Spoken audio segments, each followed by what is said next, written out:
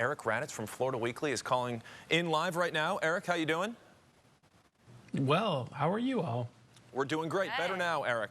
We'll start with news that many people will be excited to hear. A big economic boom is expected here in the next couple of years, which, after the difficult year, is definitely something people will be looking forward to. Explain what's behind that, Eric.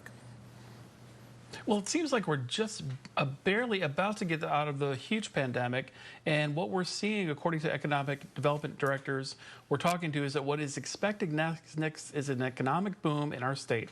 Credit the weather, credit Governor DeSantis' open for business policy, credit Biden's economic relief package, credit to just being overlooked for years, but we sit down with the economic experts and find out why they do believe what we may see next in Florida is over $1 billion in economic development over the next 2 years, with the creation of over 2,000 jobs.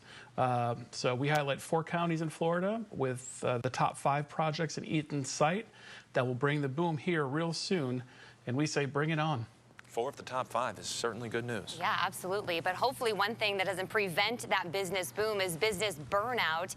We know people over the last year, they've been hit financially, mental health. So how can you prevent that from happening? Well, we all have to be in charge of balancing our own work and life balances, but how do those who are leaders of small businesses help guarantee that their good employees aren't getting burnt out?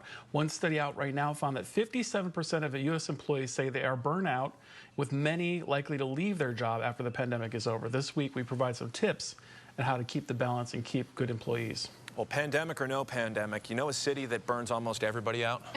Yep. New York City. And you guys are profiling a photographer who worked in New York City and has now come to Naples. Explain what's behind that decision. Yes, well, he covered the city back in the 1960s through the 1980s. His name is Tom Middlemiss. He chronicled it through the New York Daily News, one of the city's prominent tabloids at the time. Now 85 years old, he lives at Naples. We sat down with him and talked about what it was like photographing the sports, Sinatra, you see on the cover there, Brigitte Bardot, murders, and more. His 40-year-plus career offered some truly memorable images, and we print quite a few in this week's edition. One thing for sure, he saw it all. And Eric, I've only been here, a couple months in Southwest Florida, but one of my favorite places to go is the Luminary Hotel. It's a ladies' night out this weekend. What else is there going on in the community? Well, it really doesn't matter if you're going to the Luminary for ladies' night. You're at the best place in town. But there are a lot of options. If you aren't into the ladies' night, there are plenty else. Every week we have a fresh calendar of things to do in town. We also have editors' top picks, including there's a bluegrass concert and author lecture series at Sydney Byrne, the Addams Family at Bonita Springs Youth Center. There's Yappy Hour down at the Bell Tower, art openings, live music, and just so much more. Be sure to pick us up online, on stands, and on your device. And right here on NBC, too. We appreciate all you guys do. We appreciate you, Eric. What are the deals on Ladies' Night? Yeah, now I'm curious. Do you know? You don't know? I don't know. I just saw it here, and it got me excited now. Friday Eve. We'll have to check it out. I'm sure you can take advantage. We'll see if there's a gentleman's night.